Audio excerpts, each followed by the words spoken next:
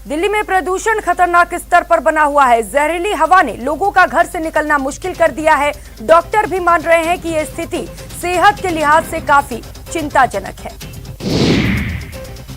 गोपाल राय ने चिट्ठी लिख कई मुद्दों पर रोशनी डाली है। उन्होंने लिखा है कि पूरी दिल्ली पिछले 3 दिन से प्रदूषण की मार झेल रही है। दिल्ली की हवा दम घोंटू बन गई है। पूरी दिल्ली इससे चिंतित है।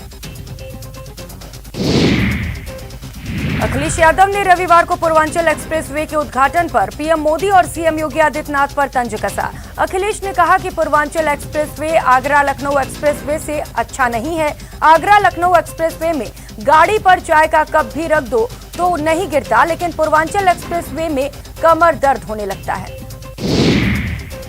कांग्रेस के वरिष्ठ नेता शशि थरूर का कहना है कि सरदार वल्लभ भाई पटेल की राष्ट्रीय अपील और गुजराती मूल का होना नरेंद्र मोदी के हित के अनुकूल है और पटेल के बाद मोदी का संदेश कई गुजरातियों को पसंद आता है।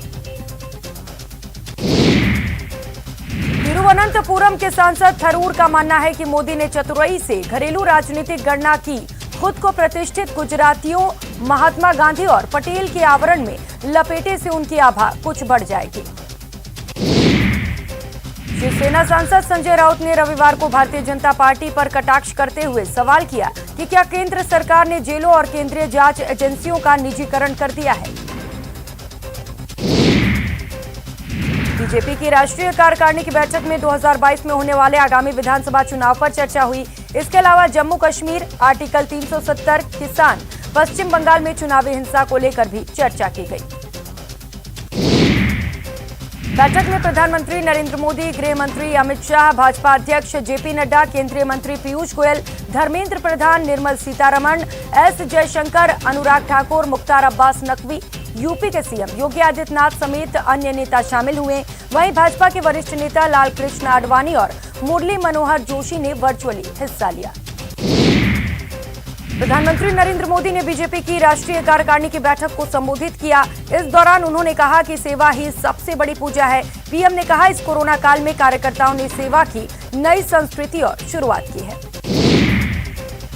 प्रधानमंत्री के संबोधन की जानकारी मीडिया से साझा करते हुए केंद्रीय मंत्री भूपेंद्र यादव ने कहा कि मोदी ने आने वाले समय में भाजपा की कार्यनीति को बनाने के लिए एक बड़ा मंत्र सभी कार्यकर्ताओं को दिया।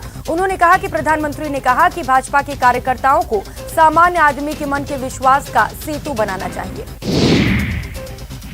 यादव के मुताबिक प्रधानमंत्री ने पार्टी के इतिहास को रेखांकित करते हुए कहा कि भाजपा ने आज केंद्र में जो स्थान पाया है उसका बहुत बड़ा कारण है कि पार्टी प्रारंभिक काल से लेकर अभी तक सामान्य व्यक्ति से हमेशा जुड़ी रहती है।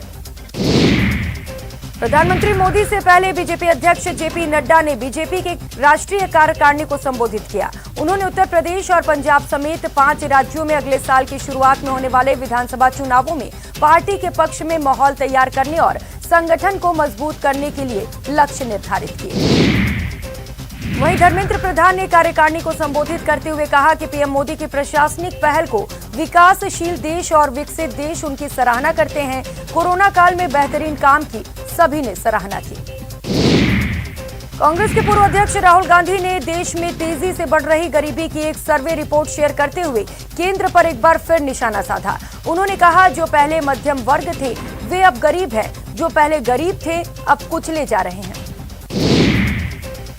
इस ट्वीट को शेयर करते हुए राहुल जिस खबर का हवाला दे रहे हैं उसमें एक रिपोर्ट सर्वेक्षण कहा गया है कि भारत में बीते 8 साल में जितनी तेजी से गरीबी की संख्या बढ़ी है उतनी तेज वृद्धि आज तक नहीं देखी गई। पंजाब की चरणजीत सिंह चन्नी सरकार ने आज पेट्रोल और डीजल के दाम घटा दिए। मंत्रिमंडल बैठक की अध्यक्षता करने के बाद फैसला लिया गया। बॉलीवुड अभिनेता शाहरुख खान के बेटे आर्यन खान को एनसीबी की एसआईटी ने समन भेजकर आज ही ड्रग्स मामले में पूछताछ के लिए बुलाया, लेकिन खबर है कि वे नहीं पहुंचे हैं। बॉम्बे हाईकोर्ट ने महाराष्ट्र के पूर्व गृह मंत्री अनिल देशमुख को न्यायिक हिरासत में भेजने का विशेष अदालत के आदेश रविवार को रद्द कर दिया और उन्हें मनी लॉन्ड्रिंग मामले में 12 नवंबर तक प्रवर्तन निदेशालय यानी कि ईडी की हिरासत में भेज दिया। पंजाब कांग्रेस अध्यक्ष नवजोत सिंह सिद्धू ने एडवोकेट जनरल एपीएस देओल के आरोपों पर करारा जवाब दिया। सिद्धू ने देओल को कहा कि न्याय अंधा हो सकता है, लेकिन पंजाब के लोग अंधे नहीं हैं।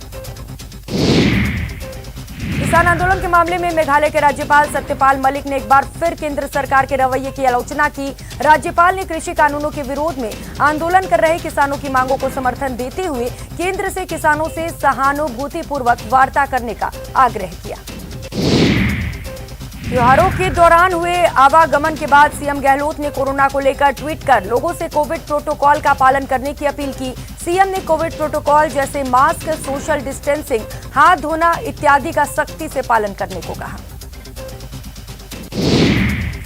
सीकर के घसू गांव में आयोजित एक कार्यक्रम में शिक्षा मंत्री गोविंद सिंह डोटासरा ने कहा कि 3rd ग्रेड अध्यापकों का पदनाम बदला जा सकता है, क्योंकि अध्यापक के नाम के साथ 3rd ग्रेड लिखना ठीक नहीं।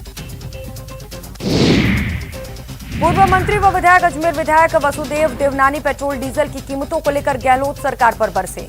चेतावनी दी है उन्होंने कि जब तक गहलोत सरकार अपना वैट कम नहीं करेगी, हमारा विरोध जारी रहेगा। चूरू जिले के सादुलपुर के पूर्व विधायक जय नारायण पूनिया का रविवार सुबह निधन हो गया। पूनिया की तबीयत बिगड़ने पर हिसार के सप्रा अस्पताल में भर्ती कराया गया था। डूंगरपुर के भीलुड़ा स्थित दिगंबर जैन मंदिर में रविवार को विशेष समारोह में 6 पत्रकारों को 12वां श्रीफल पत्रकारिता पुरस्कार प्रदान किया गया। अंतर्मुखी जैनमुखी पूज्य सागर जी महाराज के सानिध्य में आयोजित समारोह में पत्रकारों को शॉल, प्रशस्ति पत्र, प्रतीक चिन्ह और 21,000 रुपए नकद दिए गए।